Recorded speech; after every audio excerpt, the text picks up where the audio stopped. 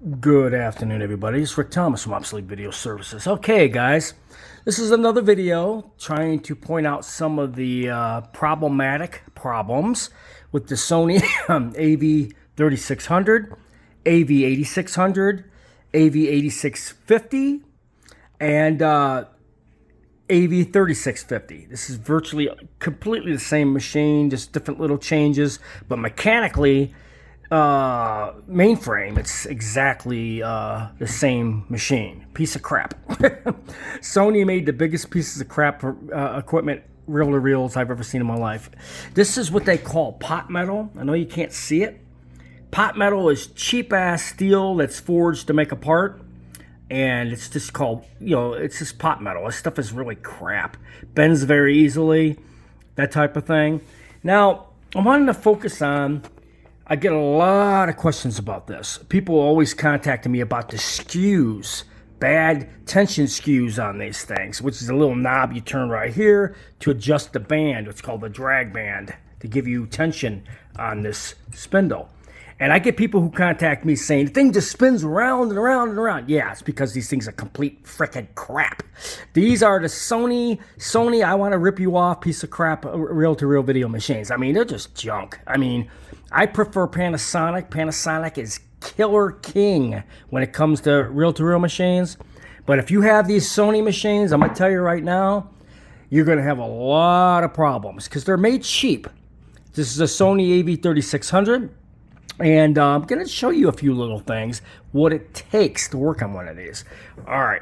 Besides working on the scanner, which is the upper part up here, bad head, brushes, whatever you might have in that situation, it takes time. You got to take this apart and you got to get it all put back together again. The video head on these things have what's called spacers.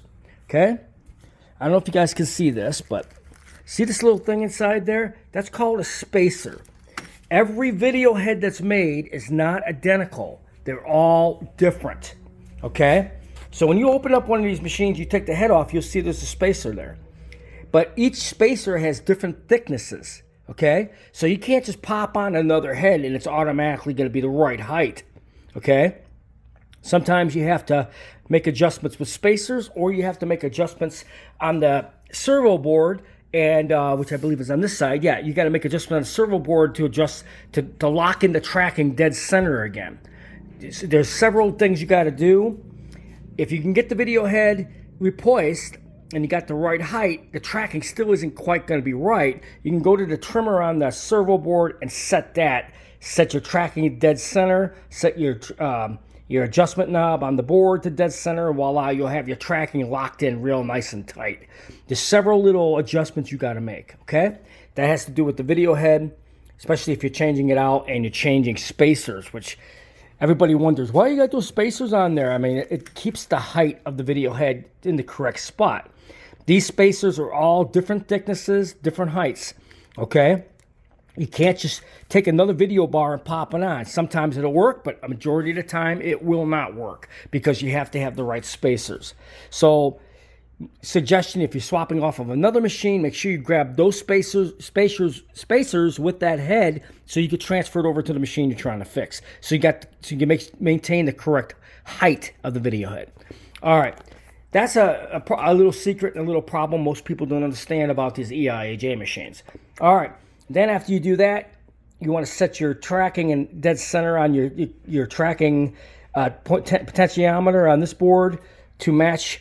And then your tracking knob, you want to have the dead center, and that will lock in your tracking so it's tight and you're not drifting all over the place. Another problem with these EIAJ machines, Sony ones, is the audio control heads. As you can see, this has got the state-of-the-art updated one, which is a really high quality one. They realized the problem, and towards the end, they redesigned it, and they made a brand new upper head for it. So that's what you want to look for there, is the audio control head, which is right there on top, and you change it out. Now, that's the high-quality one that's made for this unit. Now, tension and all that type of stuff, you want to re-grease your spindles, take them all apart, take all this apart, put it all back together again. Take pictures if you don't know what you're doing and you want to make sure you do it right. This takes a lot of time, guys. I mean, several hours. Me, I can knock it out in about 35, 40 minutes or less. Other people, several hours it's going to take you to do this. All right, and after you get to that point, you got what's called the tension. Now, this is a big problem. You got your little tension knob that you turn here, okay? Now, basically, all right, that's this little gear right here. What happens is, which I'm about to show you now, is here's when I got a part that came out of this unit. And I want to show you guys something. Do you see this little plastic gear? You see how cracked that is? This happens on these machines every frickin' time. So I'm trying to figure out, maybe somebody out there knows how to do 3D printing and might be a little helpful to me to make some of these gears, because I surely do need them. I don't know if I can find a place that can manufacture these gears, but I definitely need these gears, because these you cannot get. They're not replaceable. They're replaceable, but you got to have new ones.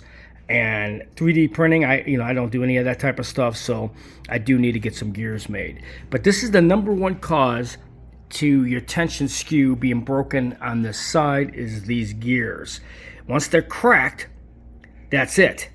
It will spin and spin and spin. Another thing is, you got what's called, once you get this fixed, let me just show you something. As you can see, I put brand new rubber pads on those. See that? I don't know if you can see it. This has got a brand new rubber pad. It's always corroded, the old rubber that he used on these, and they're sticky and they're falling apart. That's got to be scraped off, and you got to glue a brand new pad on there after you fix the gear. Now, this gear isn't broken, so I'm putting a brand new pad on, and that will fix your problem. It's got your tension for the pad will stop nicely, and it won't stick. You have a brand new unbroken gear, and you'll be able to tighten it up back and forth, and you won't get that slipping because of this broken gear. So there's a lot of little issues with these machines, guys. You got to keep in mind, when you work on these, there's a lot of little tricks, a lot of years of experience of diving into it and knowing just pretty much what the problem is. But this has a serious problem. A lot of times you'll have, like, these belts. You got to change your belts, but a lot of times people contact me about this not making contact with the capstan roller, which is this, and it stops halfway. This whole mechanism has to be taken out and rebuilt because it's sticking. It's got to be completely taken apart, re-greased, and put back together again. There's no simple little way around it. Greasing is a major thing that needs to be done to these. Highly recommend lithium grease. #2, this stuff is fantastic. And you re-grease everything. And in general, in most cases, if you have an electronic problem, if you have extra boards, you can swap them out to fix the issue. But generally, I don't cross that very often. Generally, it's just a lot of know-how, thinking outside of the box, correcting the problem, especially knowing what you're doing with the scanners, fixing your skews, which have to be rebuilt, and basically making your adjustments for your tracking, and greasing and lubing and all that type of stuff. So hope that gave you a little bit of an education what it's like to work on a Sony AV-3600, 3650, 8600, or an 8650. They're virtually an identical machine. Hope you enjoyed this video.